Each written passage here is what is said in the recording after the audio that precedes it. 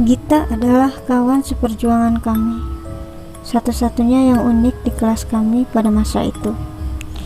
Dia teman yang baik, ramah, lucu, dan juga humoris. Dia selalu bisa mencairkan suasana di kelas kami.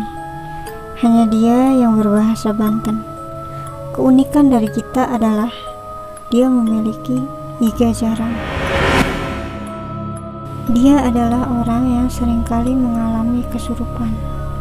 Dia mampu melihat hal-hal yang tidak bisa dilihat oleh mata.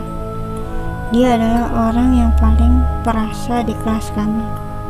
Ketika dia mulai mengatakan ada sesuatu yang janggal, maka saat itu juga suasana mulai terasa mencekam. Kronologi pertama tentang Gita saat di kelas ialah wajah Gita mulai pucat, pandangan matanya kosong.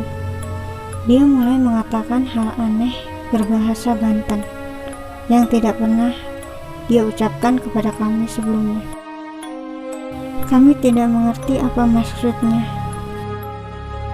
Tiba-tiba dia mulai menangis, matanya memerah, dan dia mulai muntah-muntah. Setiap kali dia muntah-muntah, firasat kami mulai tidak enak.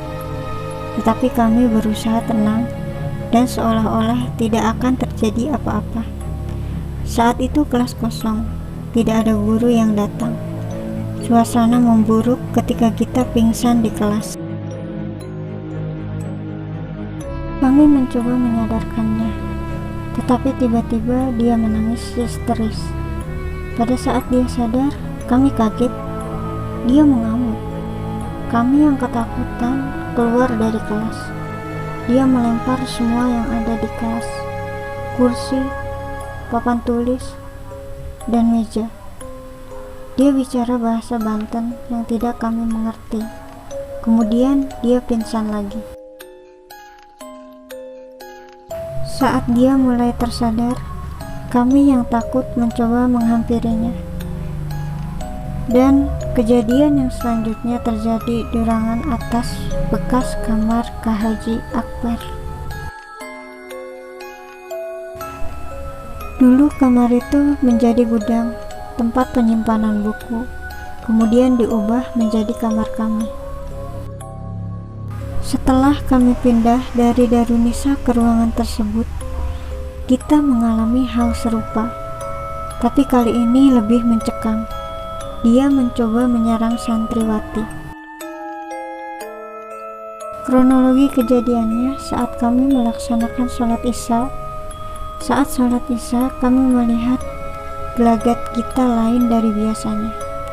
Dia pucat dan diam saja. Saat aku bertanya, "Gita sakit?" Dia hanya menggelengkan kepala. Lalu teman kami Salamah bertanya lagi, "Kalau sakit ke kamar aja, jangan dipaksain." Gita tetap tidak menjawab ataupun menoleh. Dia masih diam saja. Dengan wajah yang pucat dan mimik muka yang sedikit berbeda. Selesai sholat isya, kami makan seperti biasa. Selepas makan, kami pun bersiap untuk ngaji kitab. Kami sudah rapi dengan kitab kami. Lalu kami satu persatu turun dari tangga. Begitu juga Gita. Pada saat kami melangkah ke aula, tiba-tiba Gita jatuh pingsan. Kami langsung meminta bantuan agar membawanya ke atas. Laki-laki pun membantu membawanya. Dia ditinggal di kamar sendiri bersama dua orang teman kami. Teriakan terdengar dari atas tangga. Kami bergegas melihat keadaannya. Beberapa santri laki-laki berlari mencoba menghampirinya. Dan ketika kami sampai, ada beberapa laki-laki mencoba menyadarkan Gita. Lalu dia pingsan kembali. Kami yang menyaksikan hal itu ketakutan dan masuk ke dalam kamar. Saat kita terbangun, tiba-tiba dia menyerang santriwati dan menjambak santriwati berkerudung merah. Kebetulan saat itu Salamah mengenakannya. Kita yang tidak sadar pada saat itu diruqyah oleh beberapa santri laki-laki dan oleh Kiai Haji Jafar, tetapi mereka semua kalah. Aku tidak tahu apa yang terjadi, tetapi mereka semua terdengar sangat keruh dan bising. Ada beberapa teriakan-teriakan kita yang berbahasa Banten. Pada saat itu kami semua disuruh mengungsi atau mengunci pintu sementara. Sementara kami dilarang berisik dan disuruh melepaskan baju dan kerudung berwarna merah. Saat kami diberitahu bahwa kita kerasukan 9 jin, mulai saat itu kita jadi sering kesurupan. Kejadian tentang kita yang ketiga kalinya adalah pada saat ada acara hajatan. Saya lupa siapa yang telah hajatan pada saat itu, tapi dia mengalami gelagat yang sama. Dia mulai muntah-muntah, dia mulai berbicara aneh, dan kemudian jatuh pingsan.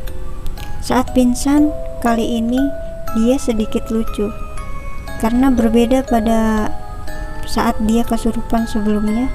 Kali ini dia berbahasa Indonesia. Dia mengatakan seperti ini kepada beberapa anak santri. Dia ingin makan, dia meminta sesajen, dan juga meminta rokok. Matanya terpejam, tetapi mulutnya berbicara. Dia terus saja meminta rokok kepada anak santri dan juga kepadaku, terlebih kepada tukang warung. Dia mengatakan seperti ini, "Tukang warung, minta rokok tukang warung," katanya seperti itu. Nyaa yang kaget melihat tingkah kita kemudian mengambil sebuah buku dan merobeknya, melintingnya menjadi sebuah rokok, kemudian memberikannya kepada kita. Kita lalu menghisapnya, akan tetapi Nyaa tidak memberikan api. Kita tahu rokok itu tidak nyala atau tidak ada apinya. Dia kembali meminta api kepada Nyaa, tetapi kami tidak memberikannya.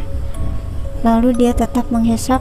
Setelah menghisap rokok itu, dia kembali pingsan dan kemudian sadar. Itulah hal yang terjadi pada kita. Kita seringkali mengalami kerasukan, dan hanya dia yang paling perasa di kelas kami.